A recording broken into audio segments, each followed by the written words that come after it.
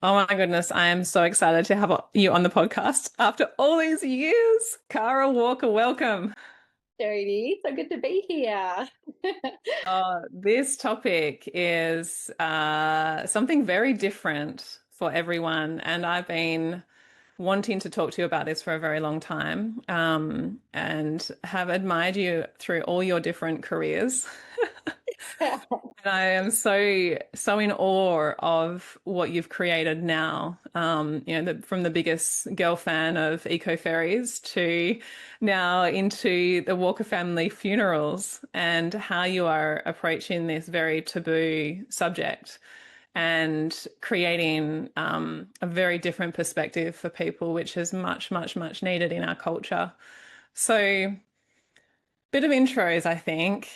Who are you and how did you land in funerals?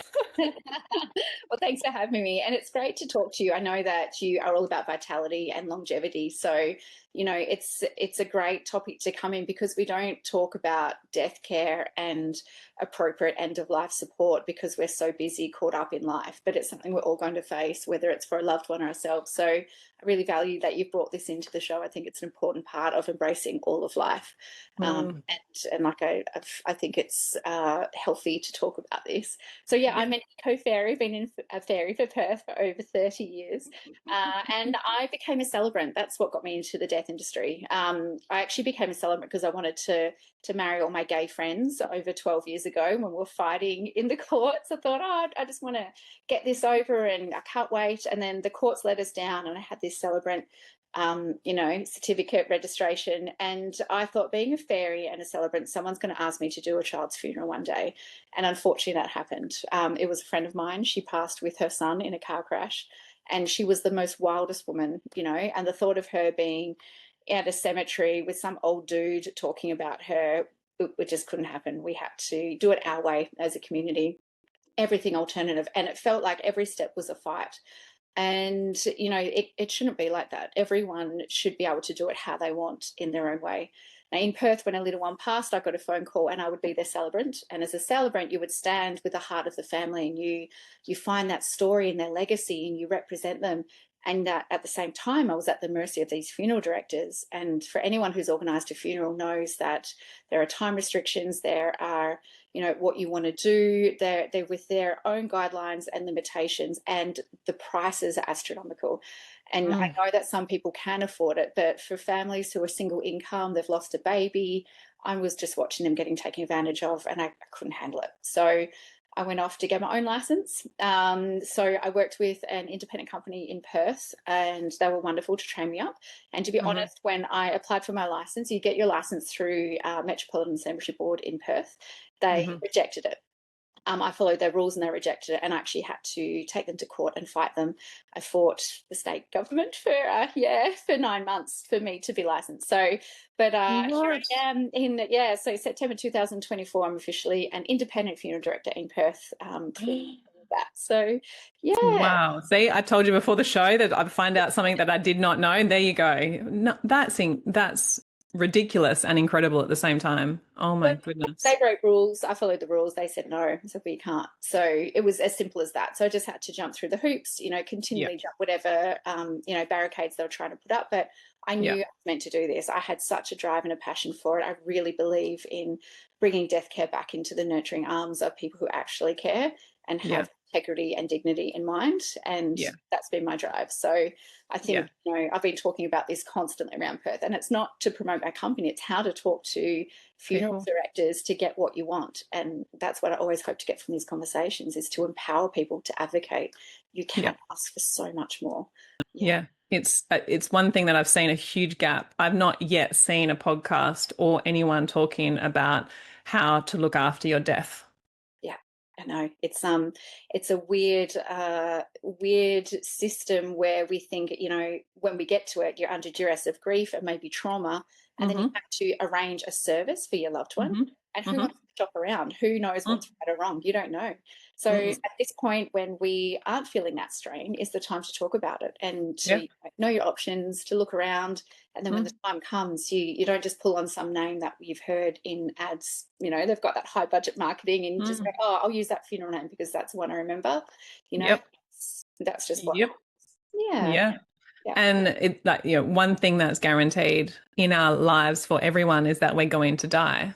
Yes. We're not even guaranteed to have a wedding or a child or any of those things, but we're guaranteed to be born and to die. So, Yeah. so again, this just blows me away how yet no one has actually spoken about that. So, Yeah. firstly, let's actually dive into that. What are the barriers around this? Because obviously it is uncomfortable to think about our own mortality and others who we love. It's the most scariest thing for everyone. And even doing this podcast with you, I've got, I had emotional fear around it in because it's ingrained in us as a culture to fear death versus all these cultures that do this so well. And I think about it now, it gives me goosebumps when I was talking to you about one of your stories where you had a loved one in the house who had Mm, passed.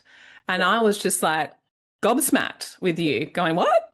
Was that what? And this is what cultures used to do. And I started to look into it and we research it and we, view documentaries and, read about it Mhm. and how okay they are with that process and how comfortable, obviously there is always going to be grief. It's not going to be not grief, but how they instill it into their culture to make it normalized. So therefore they feel so comfortable. So let's explore this.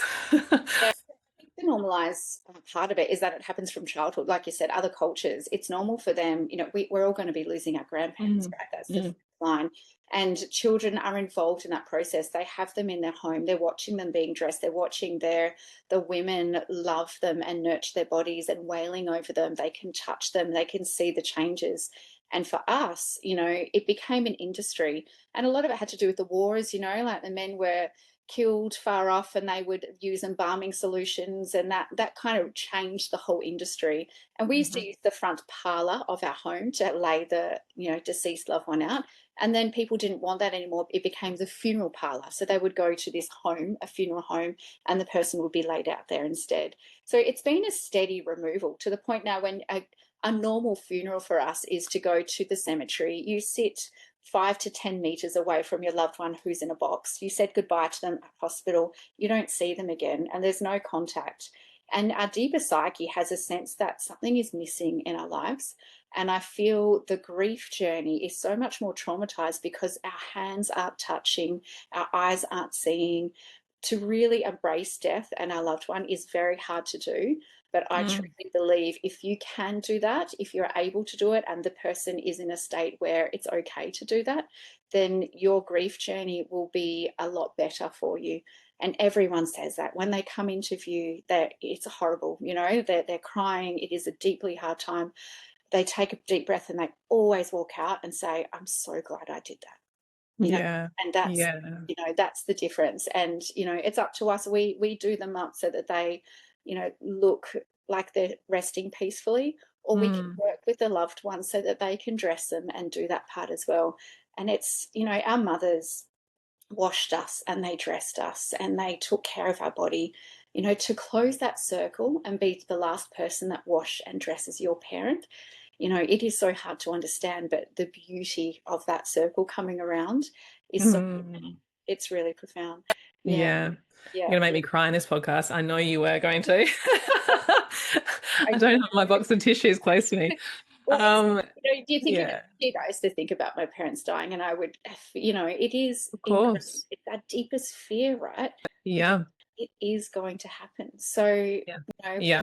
can we have this conversation with our parents? Mm, And it can be as simple, your parent doesn't have to write it out and prepaid it. It could be as simple as, do you want to be cremated or buried? First of all, those simple things. And yeah, conversation of, oh, do you know that dress that I wore to your wedding? Can you make sure that that's the dress that I'm wearing? I love that dress so much. Or, please don't put a bra on me. I want to be in my pajamas. I don't want any shoes on. If I have a bra, I would sit up and slap you. Or, I danced with your dad at the wedding to this song. Please play this one as my last song. Just those constant conversations. When you're yeah, sitting and arranging a funeral, you remember those little things. And yes, it's so nice for you to put together a celebration of their life with the things that they wanted. And that's where absolutely. I think talking about death is an act of love. It's not Yeah, war. It really is no. an act of love. And I think a natural curiosity for with children. So obviously I track back and you know we both do and all humans do the curiosity around okay so like why obviously like social but Yeah, then kids have this innate curiosity around death and I've noticed it with both of mine and they will at a certain age they start to well they fear it obviously because they don't want anyone they love and they know that there's a separation now between them and the parents and then there's this curiosity around death. Huh, okay, so what happens when we die? And all the questions start coming out at certain ages. So that really is the time to nurture this and to build upon it without fear and without morbidity and to sort of like, oh, stop talking about that. That's yucky.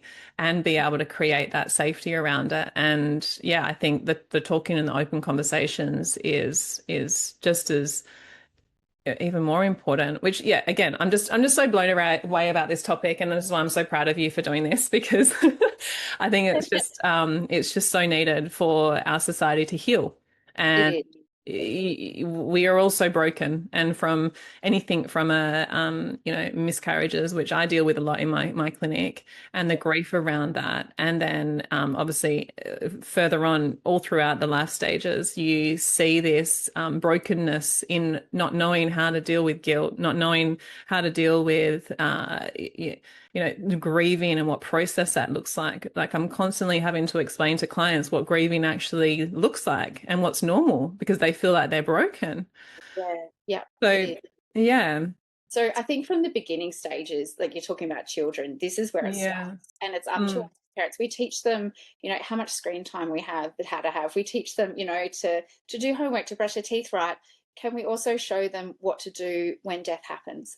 And why is that not an essential part of childhood? And to be honest, this is the gift of pets. Pets are such a yeah, loving part of the family, and a chapter of your life is their whole lifetime.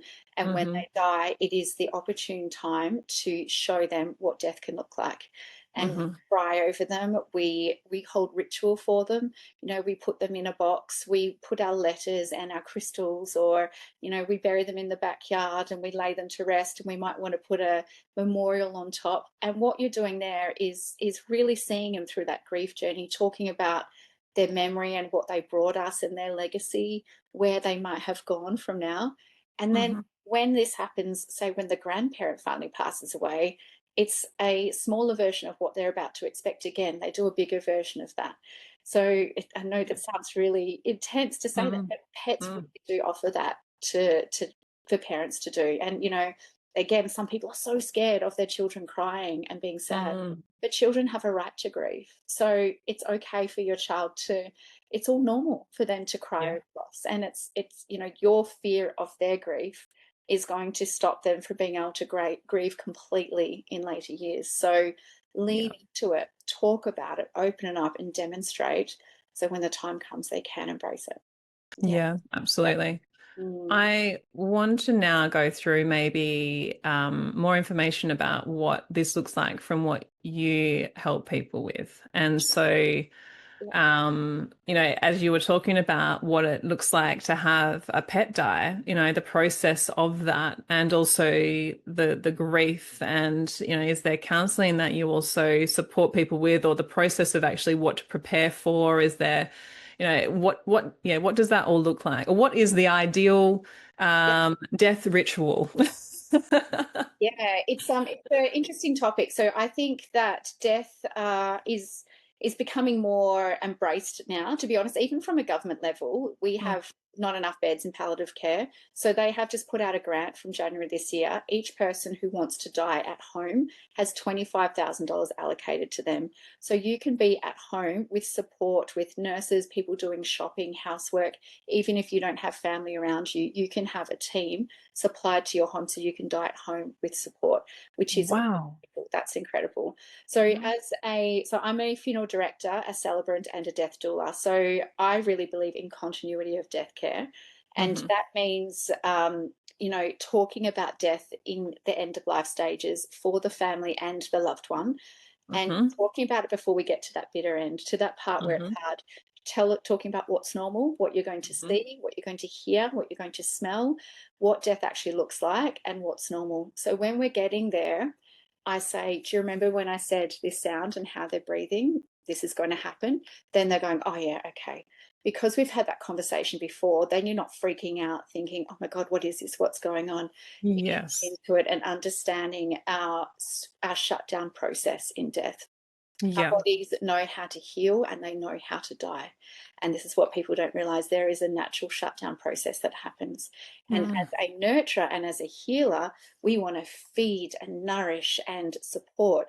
And we have to stop doing the things we intuitively do when we're supporting someone who dies. We can no longer give them water and food in those last stages. Their body, their digestive system isn't working. So Yeah.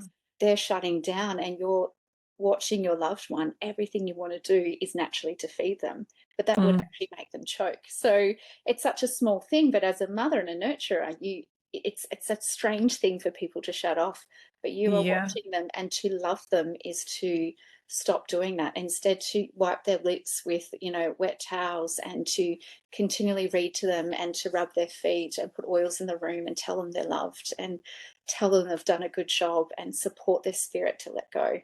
And Mm. yeah, the intricacies of that, you can be medically supported, but to watch that and observe that, I think understanding that process will give you the power to be okay with that process as it happens. Yeah. Yeah, Yeah. yeah, It just reminds me of the preparation of birth that we have as yeah. mothers. It's exactly that. And yeah, why have we completely forgotten about this last part of life? It should be that beautiful. Like you say, I just love that we know, as I tell my mums, your body is born to birth. We are born to die. So why Yeah. wouldn't our body know how to do that? Yes, It's and that's exactly what it's doing. Yeah, yeah. that process. I think that's why there is an army of death doulas coming into the industry. These women are Yeah. suddenly going, oh, wait, I'm a little bit older than the birthing age now. And all these women are going, I still want to nurture. And this is where I can see. Mm, It's another transition. Uh, mm. but, you're right. We know how to do it.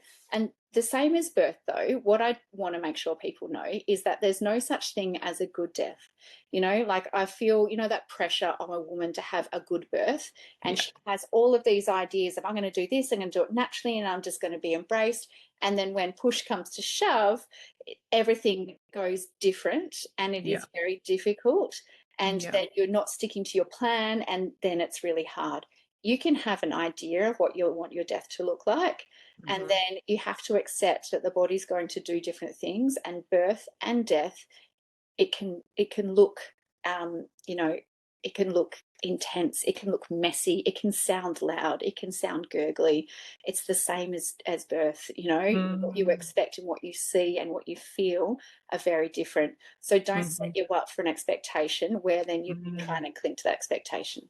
Yeah, Yeah, yeah, yeah, good point. And I think anything in life, we still don't know. We're so unknown and up to yeah, the mercy of the universe yeah, and yeah, the yeah. beauty of what is to be taught and offered to us, in that we just have to always have that surrendering, which is so hard. But do you know, the one time that we can curate things to a T, and this is the gift that the laws have passed, is voluntary assisted dying.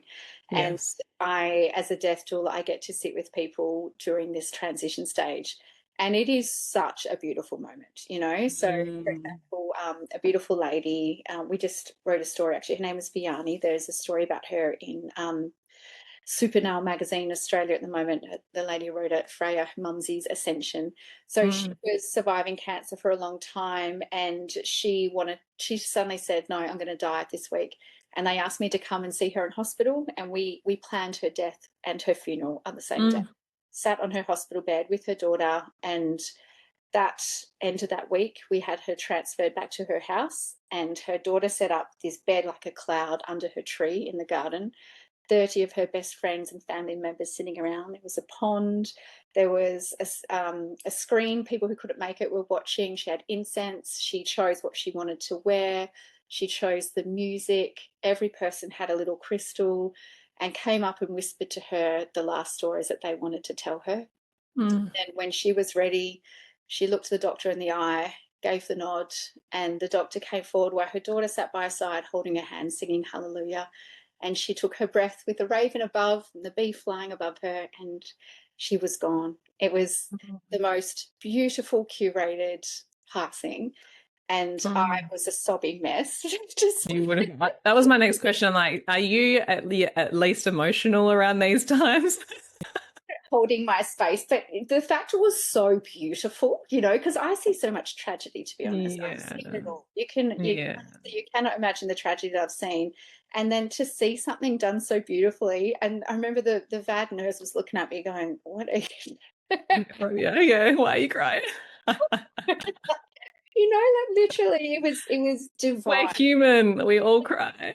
Divine. But the reason I was there, the death doula, to support her, this lady, this beautiful woman, wanted to make sure she was dignified in her passing. We're still a woman. Like, she wanted her lippy looking good and make sure that she didn't let go and look terrible in front of her friends. And that was my job, to sit there with her and to hold her dignity. And she did. She looked gorgeous. And Oh, she came goodness. clothes and wrapped up, and she was stunning, even in her passing. She stayed in Wow. the garden while everyone sat with her till it was time for us to take her.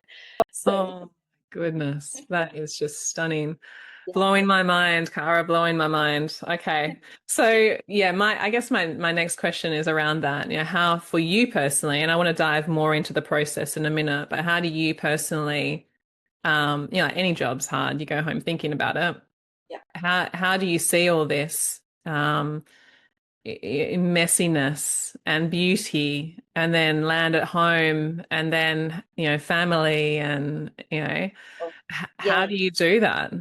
yeah. It's surreal. I'm going to say that. Mm. So that day, I wrapped that up, brought Vianney into my care, and then I went and picked my kids up from school.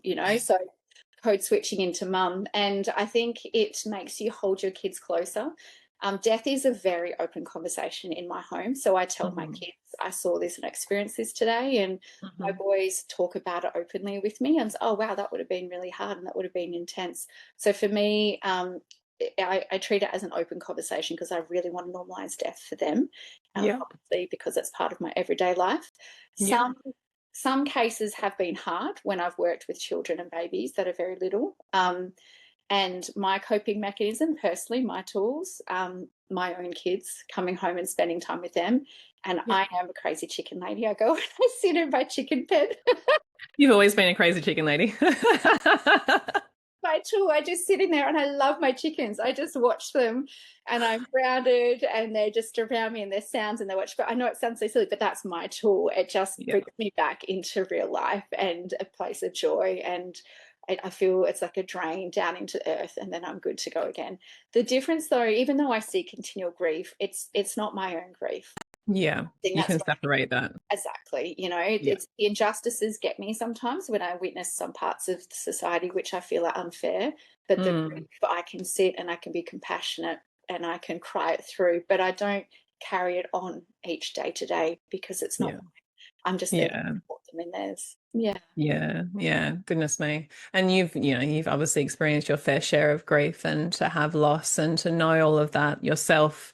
But it is again, it's another role that the healer, as you said, the carer, we can separate ourselves if need be to be the best that we can be in those roles. And so, but because it's so taboo, a lot of people, I would imagine, would be like, gosh, how do you go home every day after you've just seen someone die? Yeah. Yeah, we do. And all of our staff, I work with a team of women. I don't mean to, it just seems to be women are the ones who are more aligned to my company's vision at the moment. And Mm. we have a rule that there's a red button. If anyone feels it's too much, you can always click that red button. You can walk away. We're here. And we also have a very open discussion that at one point our closest family and friends are going to be brought here.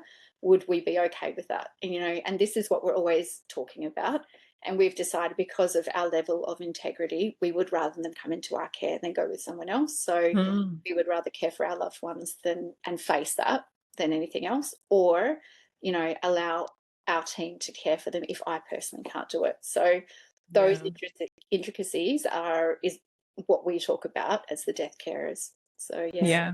Yeah. And important again, like you say, because it is an inevitable thing to happen at one point in everyone's life. Yeah. Yeah. Yeah. Yeah, for sure.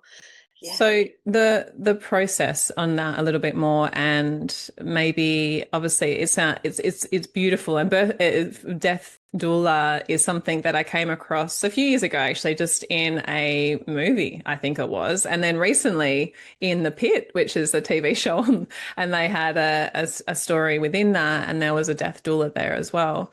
I just think it's the most beautiful idea ever. And I wish there was many more that everyone knew about this, which is, I hope, in my hope to share this information with everyone and empower. The purpose I do this podcast is to share these amazing pieces of information for empowerment. But when we're looking at the process of grief, we can't shortcut that. So yeah, what and how do you help people through in terms of the grieving process? Because again, we are not taught this. We are not taught this at school. We are not taught this generally in our young adulthood or childhood. Yeah, for sure. Yeah. So when people come to me, obviously things have just happened and they're very raw, and their way of thinking and behaving is very different to other people. And if you've Hmm. experienced grief, it is a surreal state of mind. You become very functional in things that need to happen. You are forgetful with things that don't matter. You cannot believe that the world is still going when there is something so big that's just happened to you. And it is a very strange place to be in, and you have to organize a big service, whatever that could be, as simple, but it's still a big process for you in that state, and you have to Mm. do a legal pathway to get to that point as well. So my stage when I'm with them is to step them through step by step.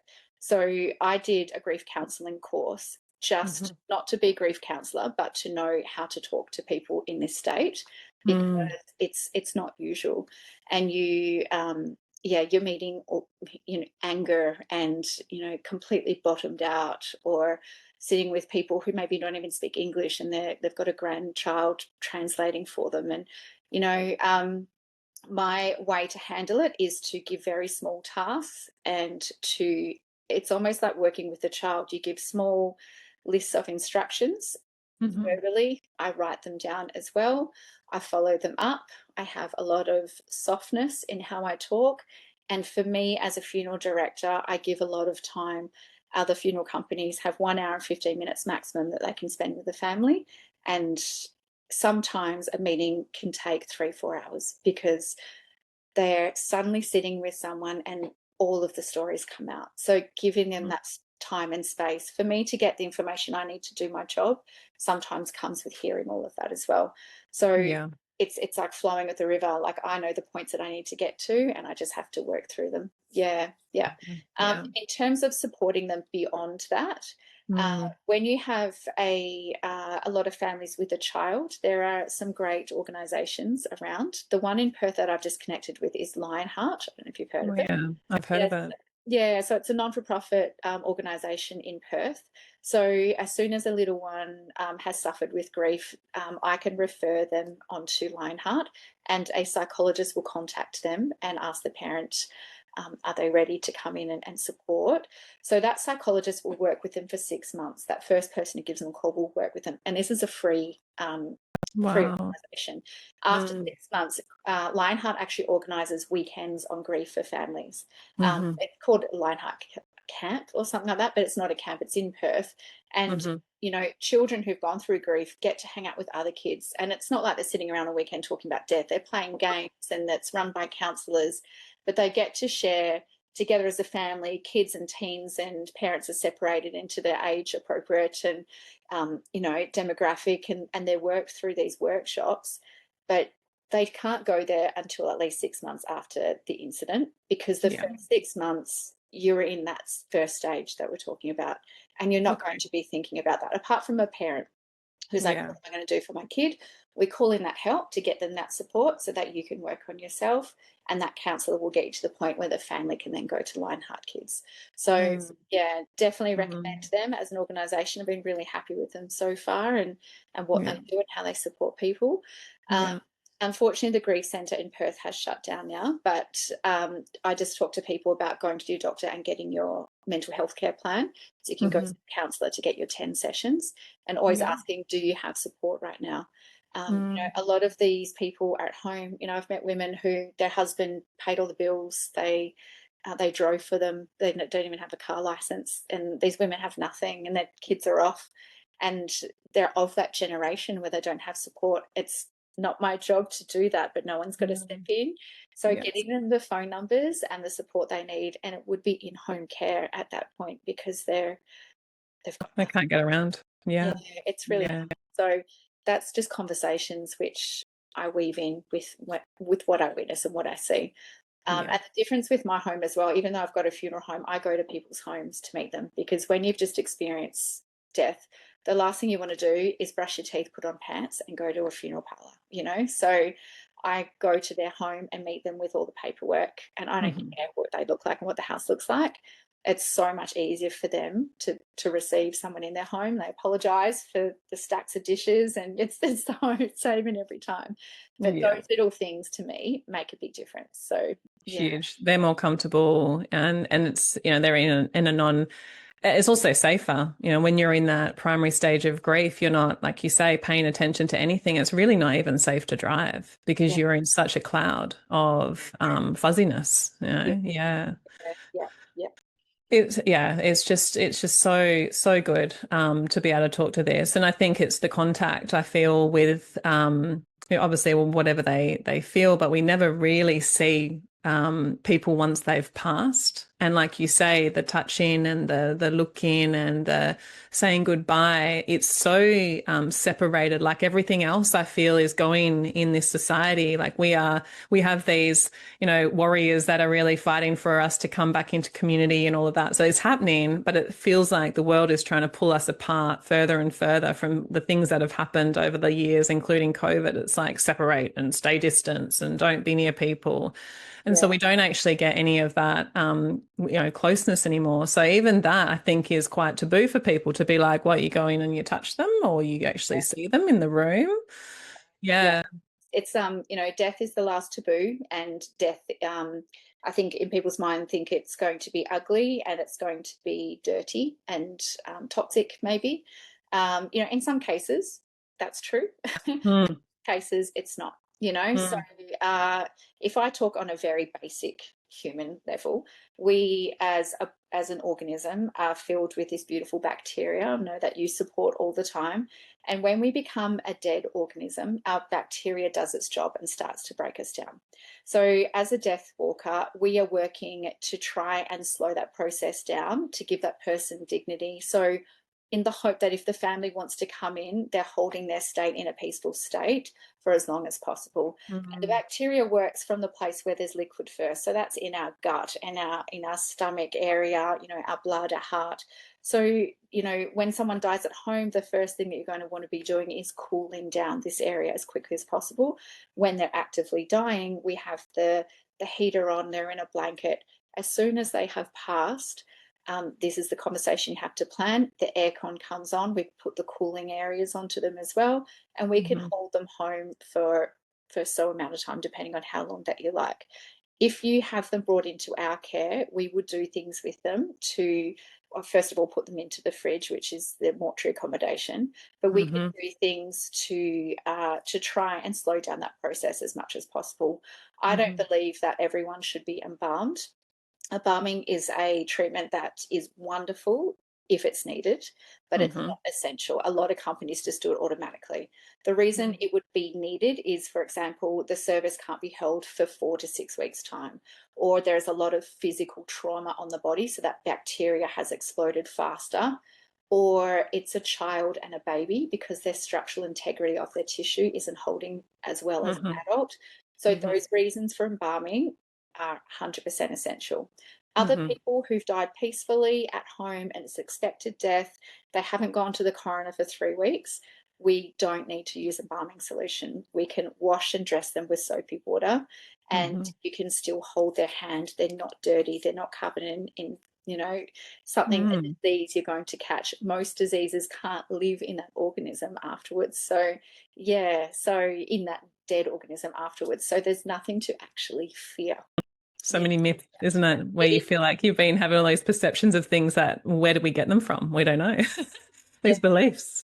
yeah, yeah. And honestly, when you see them, they will look different. We Mm, can't take that away. but that's the whole point. When you look at them, you will see that they're a vessel, and you will first of all notice that they're at peace. And that makes you Mm. go, okay, they've been in pain, they've been struggling, they've been holding on, and suddenly they look at peace, and that is a relief. And then deeper psyche is that they're gone. They're not Yeah. there anymore. And you really see that. And that's where Mhm. your mind can let them go. So Yes. that's the Yeah. beauty and the gift of that moment. So Yeah. Yeah. Like you say, we have that missing piece, and that can create and elongate the grief process and confusion, which is not healing at all. yeah, So, leading me into this, and answer this however you wish. But the elephant in the room is what happens to us after we die, Cara? And what are your beliefs around this? Because everyone's going to have their own beliefs, and I know this, but you're there experiencing it and being with people through this process more than any of us. yeah, So you will have a deeper intuition and understanding around this. yeah. Yeah. So my belief on death is, I believe in a spirit and a body, and I think there is a separation of that happens. And I feel that the spirit is around, but I feel the spirit is with love. So sometimes when they've just come in, I can feel them around. Whenever I open my door in the morning, I say, hello, everyone. I put music on. And every time I open the fridge, I say hello to them all. Like when I'm working on them, if I know their favorite music, I put their favorite music on. Oh my goodness, that's so good. I I don't love know it. if they're in the room, but I want to respect them. And I ask consent to them, honestly. And I say, I'm about to do this. I'm going to wash you now. Your son's picked out this dress. Do you like this dress? I'm so sorry. Your daughter gave me this bra. I'm going to put it on. I'm going to put your makeup. You're going to look amazing. I talk the whole time like they're in Oh my gosh, you're making me cry. the room. So, do you know a good example of this? Actually, I picked up this beautiful lady at a nursing home yeah, not far from here. When I walked into the room, she died on her birthday, which I loved. And I Wow. said, hello, I'm here to pick you up. Happy birthday. Oh, and her room was pink, and I was talking about the room. And then the nurses were at the back of the room looking wide-eyed at me like I was crazy. I've come in on my own with a stretcher to pick up this beautiful woman. And I said, oh, can you lower the bed for me? It was one of those fancy control ones. And she looked at me, and then she looked at her, she goes, okay, Mrs., I'm going to lower the bed and talk to her as well. And I'm going, yes, I got it. So for me, where they've gone, I honestly believe we never know. I think that's the great Yeah. mystery. And I don't Yeah. think in this life we're supposed to know. I think we're supposed to live, but I want to have the deepest respect for their spirit as I do for their body. So that's why Mm. I talk to them and to love them like they're my family member. The joy of this job is that I get to see the expression of ceremony that all different cultures have. And this is highly spiritual. It is going to church. It is, laying them on the floor with a Hindu priest, putting herbs and chanting, and the whole family filling them with flowers and rice and Mm. the most beautiful, ceremony I could ever imagine. I get to witness all of that. And I don't know who is right or wrong, but I love to observe the human expression of love and grief and ceremony at that moment. So, Mm. but I like to think that I can that they're around the love, and that's when they pop up for me. When I hold ceremony, when we're at the service, I feel a sense of them. For me, smell is a strong thing. Like Mm. death has a smell to it, to be honest, and some people have a distinct. Really? Yeah, yeah. So one gentleman I worked with had a distinct smell because he was repatriated from America to come here, and I was working with him, and I was the celebrant for this one as well. And at home, I'm like, oh, can you smell that? It was so strong, and then it would go. And it was as I was thinking about him. And the day of the service, I walked in, I was like, wow, the whole cemetery smelt like him. And I was saying to the girls, can you smell that? There must be something going on underneath. They're like, no, we can't smell it. And the moment he was committed down, it was gone, and to me, that Mm. was just like he was just around. It wasn't his body, it was around, it was just some kind of connection, and it just reminded me, Yeah. like it was letting me know when I was thinking about it and when I was on the right path. And these are the little markers for me to remind me and to keep doing what I do, and really making sure that I honor that person's body and spirit in every way possible, because I do think they're around. Yeah, Yeah, they don't stay absolutely. they don't stay with me. Why would you No, be no, at a funeral home, when you've got loved ones who are honoring you and love you? I think the love is where the spirit goes, not the body. absolutely. Yeah. And again, another, I think, misconception is the ghost stories and the hauntings and things like that. Like we need to actually have the human beauty and love applied to those. And like you say, it's that's where they want to be. They don't want to Yeah. be anywhere else. And yeah, you hear about this sort of back to the smell. You hear about this often. People comment on this. Yeah, it's Yeah. a different way of that communication. Yeah, it is. It's I didn't really realize it until starting to work with this. And unfortunately, death has a very different, sometimes obnoxious smell to it. So that person smell falling around, I had to get used to it. But now it's, like anywhere you get used to it, right? So not You everyone. are absolutely incredible. Gosh, I just cannot believe your journey. I am just in awe. Like I said right at the start, I just absolutely love that you're doing this. And do you know what? I just feel so honored that people in the community around you, and hopefully this spreads across the world where these sorts of yeah, funeral, yeah, I don't know even how, I don't even want to call it a funeral home or a funeral parlor. It's like the rituals around death Yeah. is explored in so many other countries and the Western countries that we need it the most because we don't have our own rituals where we really lock into and support each other. But yeah, it's those people who now have a completely different understanding and experience with what you can give them. And so that would be my next question is like, what's some of the feedback that you get? Because I'm sure you would have had people who have had the traditional and then now your experience. What are the things that you hear and how do you see people heal differently, maybe as well? Yeah, so for us, it's about the feedback would be people wanting to embrace more unique them, and Mm, going to a cemetery and holding that 1 hour standard cookie cut service sometimes feels safe for people, and that feels yeah. and that's okay, and that's an expected thing that we'll probably always do. But some Mm, go, "Do you know what? We couldn't stand going to that place. So we were part of the golf club. Can we go there? The answer is yes. If you were an artist, let's put on all of the artwork and have an exhibition. If you're a surfer, let's go to the surf club.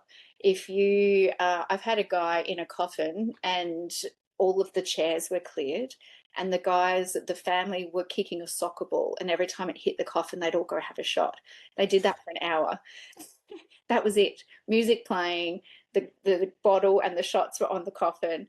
That was their service. And then they all walked out, wow. thank you. Off they went. And I was like, oh my God. But they loved it. That was perfect. That's exactly all they wanted. No talking, none of the fuss. So it can be that, and Any way you wish.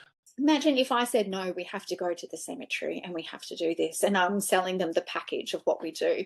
But they've come to us and said, we're going to do this. They go, yeah, you are. So from my perspective, I've had great feedback from the families. I've definitely, I feel like I'm ruffling feathers in the industry because, the fact I couldn't even get my license for so long, I'm Oh, coming yeah. here. Um, Political. as an independent, doing things, on my business plan that I wanted to do things different from the start. I've always been very clear about that. Um, Hmm.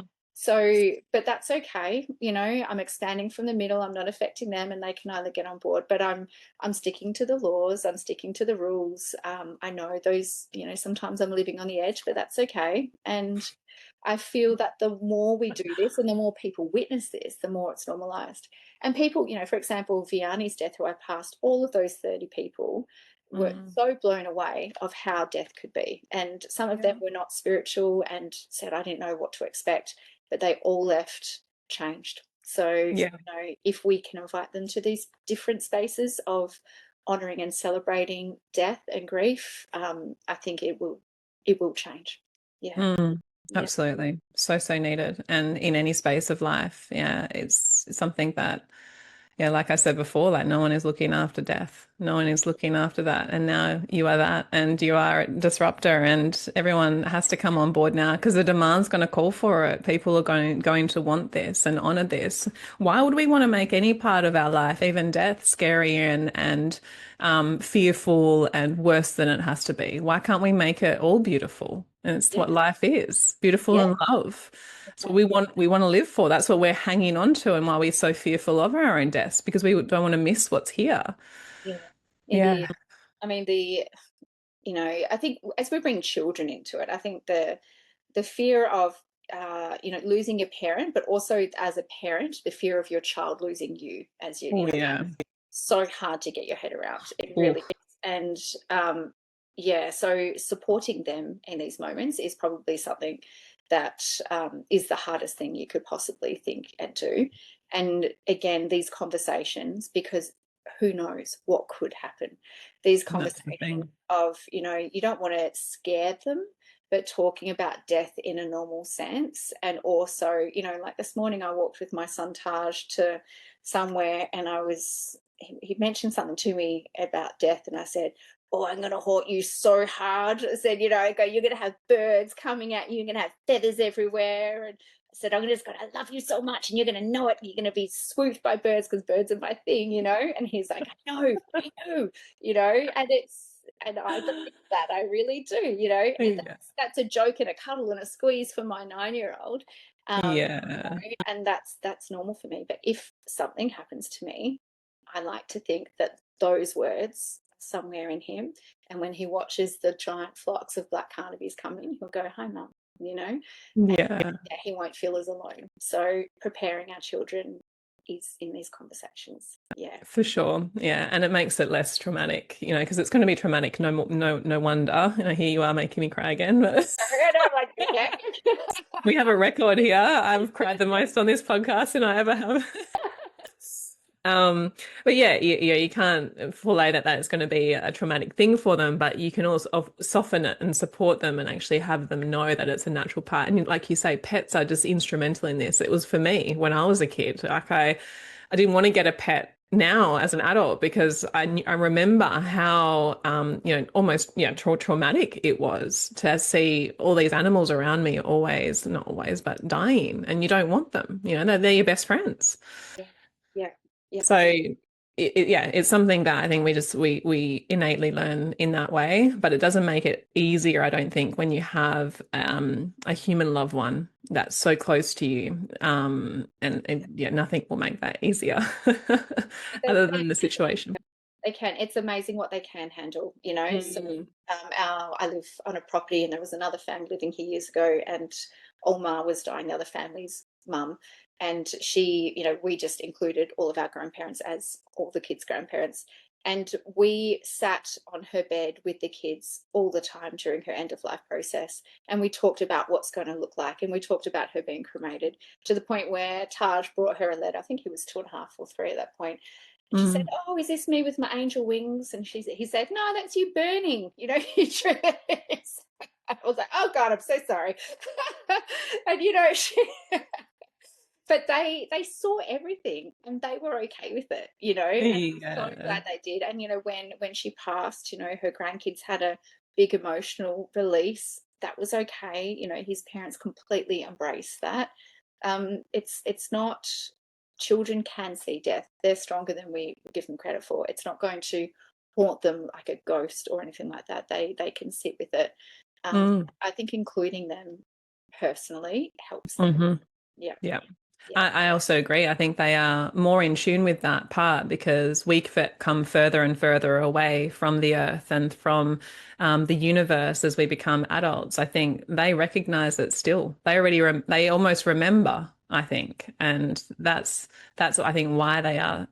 It's a little bit more of an ease for them or a shorter process. Yeah. And for Yeah. me, it makes sense at least. And same with the ability for them to see things in different ways, and we bat it out of them. So like, no, you can't, think that you hear something or dream something or, that's just all make believe now, but it's not. And this is Yeah. what I love about your work with the eco fairies is always embracing this child in everything that we do. And so children are our greatest teachers. They always will be.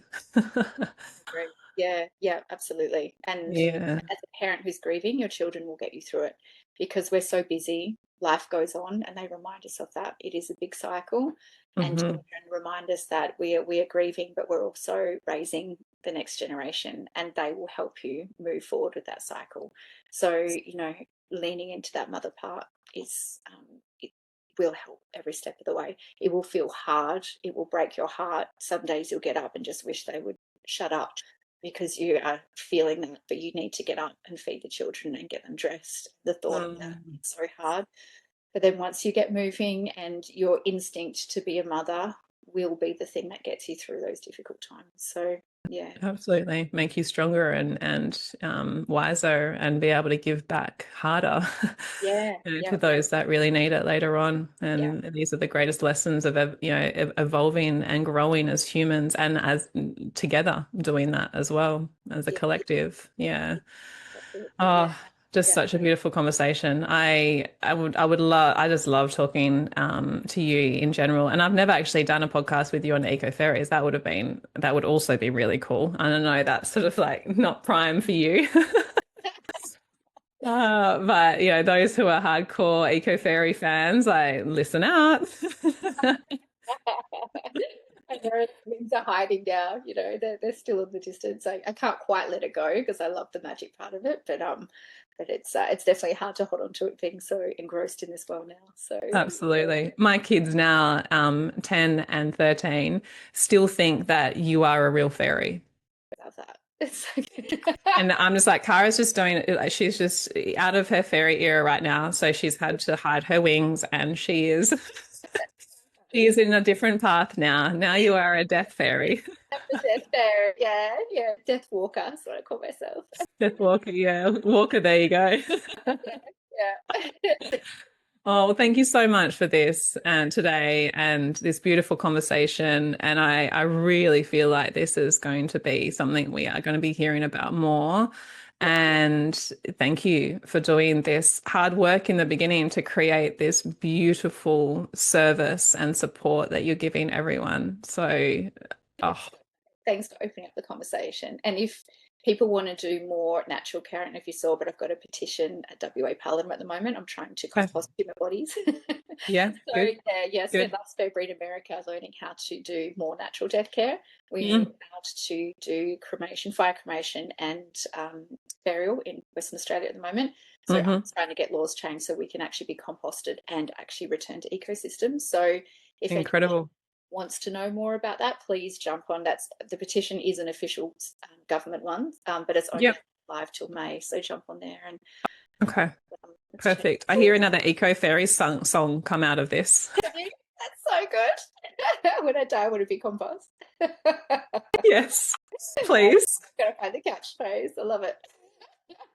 What a great way of teaching kids when you start to talk about decomposting bodies in an Eco Fairy song. Poor Fairy Kirsty. You'll have to say, come on, bring your flute around. Guess what we're writing? Oh, she's already, poor thing, shaken up by making me be her funeral attendant a couple of times. Oh my goodness. Oh, darling. So where can people find you as well, Cara? So tell us the websites and all the links. Head on to the website, so walkerfamilyfunerals.com.au. And so that's got all the information on me. It's got a natural composting link on there as well, which you can go and sign that petition if you are interested in more natural death care. I run free death care workshops every second Tuesday evening, every second month on a Tuesday evening. So if you're a death doula or want to be, or palliative care, come along. Later in the month, I'm doing a dying at home workshop. Every workshop I do is free. I'm all about education. So look out for where I am out and about. But that's for if you're wanting to support a loved one at home, or again, death doula, come along and I'll show you the ins and outs, hands-on information of what to do. Very exciting. Oh, I love it. So So thank you again. It's just so lovely to chat with you. We don't see each other often. So these are the big excuses to actually just see you and chat to you and spend time with you. So thank you so much. that's all right, darling. Good to see you. Yeah, you too.